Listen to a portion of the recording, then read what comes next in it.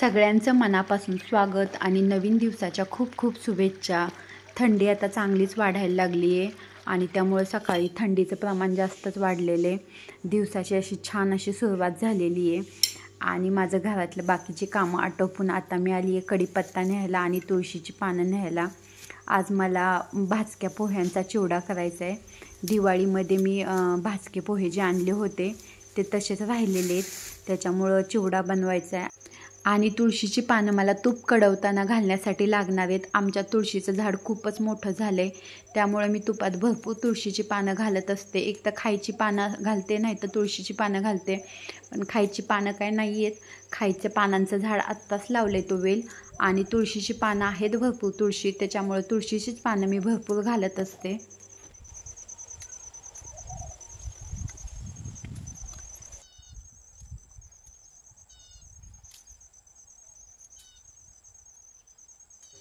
ह्यावेळेस सीताफळाचा सीझन चालू झाल्यापासून सीताफळं खातो आहे आणि भरपूर सीताफळं निघाली.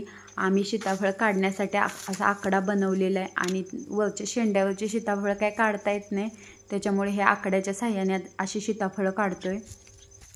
अजूनही झाडावरती भरपूर सीताफळं आहेत आणि हे सगळं घेऊन मी आता चालली आहे घरात. आणि घरात मला आता बनवायचा आहे चिवडा, त्याची चिवड्याची तयारी करायची. स्वयंपाक हा माझा झालेला आहे आणि मला हे साईचं विरजणही हलवून घ्यायचे. हे विरजणाचं पातेलं आता भरलेलं आहे, साईज टाकलेली आहे. आता हे मी हलवून घेते आहे. त्यासाठी तुळशीची पाने आणले तूप बनवण्यासाठी आणि आता मिक्सरमधून हलवून घेते. मिक्सरमधून मी हे हलवून घेतलं, पण लोणी काय निघा नाही म्हणून मी आता हे फ्रीजमध्ये ठेवायला लागली आहे आणि जरा थंड झाल्यानंतर मग लोणी निघेल असं वाटते, त्यामुळे मी आता हे फ्रीजमध्ये ठेवते हलवून.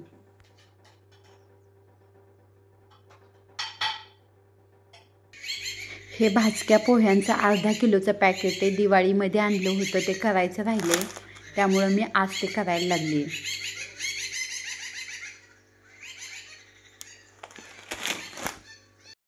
भाजक्या पोह्यांचा चिवडा करण्यासाठी मी हे पोहे घेतलेले आहेत आणि ते स्वच्छ करून घेतलेले. कढईमध्ये तेल ठेवलेले आणि ह्याच्यामध्ये ही हिरवी मिरची आहे, कढीपत्ता आहे, खोबरा आणि ही लसणाची पेस्ट करून घेतलेली.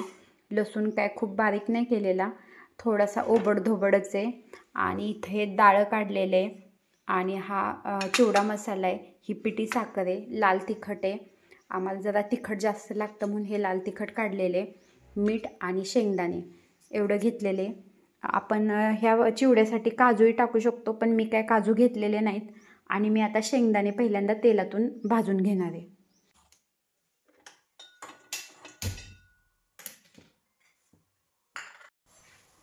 हे बघा, हे तेल चांगलं गरम झाले. आता मी ह्याच्यामध्ये शेंगदाणे टाकायला लागली आहे. शेंगदाणे थोडेसे भाजलेले आहेत, पण तेलातनं भाजून घेतले म्हणजे सगळीकडून चांगल्या पद्धतीने भाजले जातात.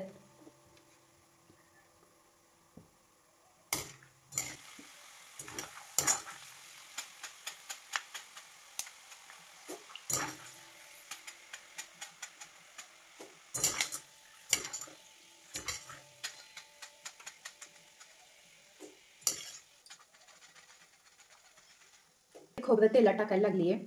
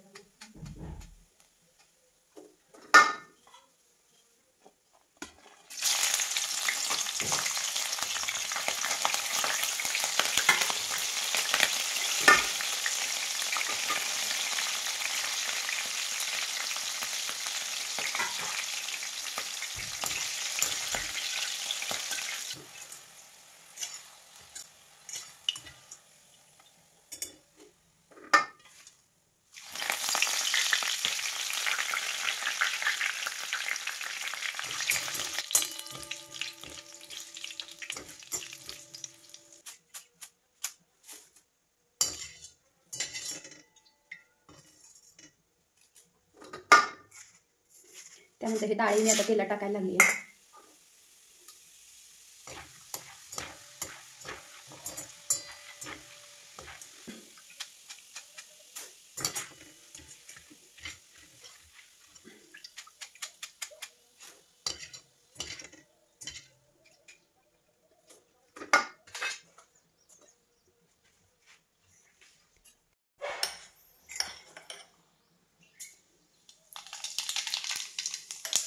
मोहरी टाकली आहे मी तेलात आणि आता जिरे टाकायला लागली आहे.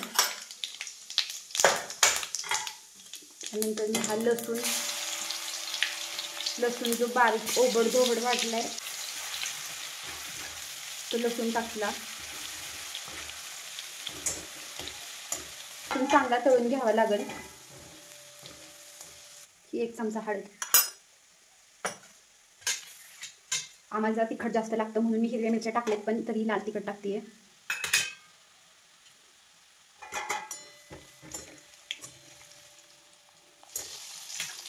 हे मीठ आणि ही पिठी साखर मी आता ही अशी वरूनच टाकते. आणि मी हा चिवडा मसाला घेतलाय तो मी ह्या तेलात टाकते.